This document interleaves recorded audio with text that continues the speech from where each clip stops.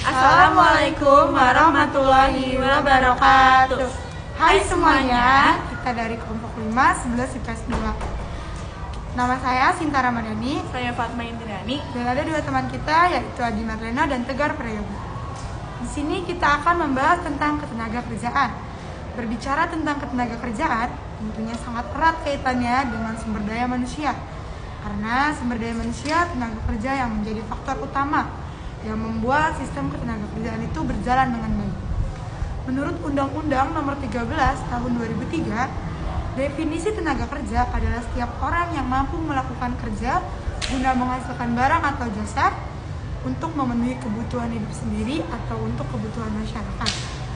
Angkatan kerja adalah penduduk dalam usia kerja, yaitu 15 tahun ke atas, baik yang bekerja maupun tidak bekerja.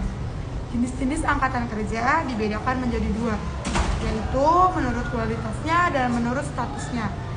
Jenis tenaga kerja menurut kualitasnya dibedakan menjadi tiga. Yang pertama yaitu ada pekerja berpendidikan, yaitu tenaga kerja yang memiliki ilmu dan keterampilan didapatkan melalui proses pendidikan. Pekerja yang termasuk golongan ini adalah seperti dokter, polisi, teknisi, guru, dan lain-lain. Yang kedua yaitu ada pekerja berketerampilan, yaitu tenaga kerja yang memiliki keterampilan tertentu didapatkan melalui pelatihan, kebiasaan, atau kebudayaan. Itu biasanya seperti tukang kayu, pengukir kayu, pegawai salon, sopir, dan lain-lain. Yang ketiga yaitu ada pekerja keras, yaitu tenaga kerja yang tidak memiliki pendidikan dan keterampilan tertentu. Tenaga kerja ini hanya mengandalkan tenaganya saja, seperti tukang kuli di terminal, kuli bangunan, atau yang lain-lain. Selanjutnya yaitu ada tenaga kerja menurut statusnya, dibedakan menjadi tiga. Yang pertama yaitu ada pekerja lepas atau freelance. Yang kedua yaitu ada pekerja kontrak. Dan ketiga ada pekerja tetap yang biasa kita sebut sebagai karyawan. Yang ketiga yaitu ada indikator ketenaga kerjaan. Yang pertama ada rasio ketergantungan atau dependency ratio. Yang kedua yaitu ada partisipasi angkatan kerja atau biasa kita singkat sebagai TPAK. Yang ketiga yaitu ada tingkat pengangguran terbuka atau biasa kita singkat sebagai TPT. Dan keempat ada tingkat produktivitas tenaga kerja.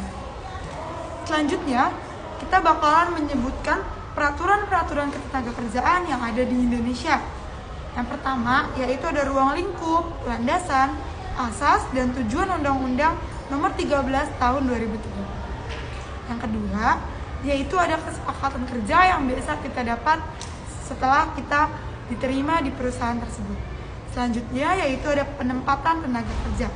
Yang keempat ada perlindungan dan jaminan sosial tenaga kerja seperti BPJS dan lain-lain. Yang kelima yaitu ada waktu kerja dan sistem upah.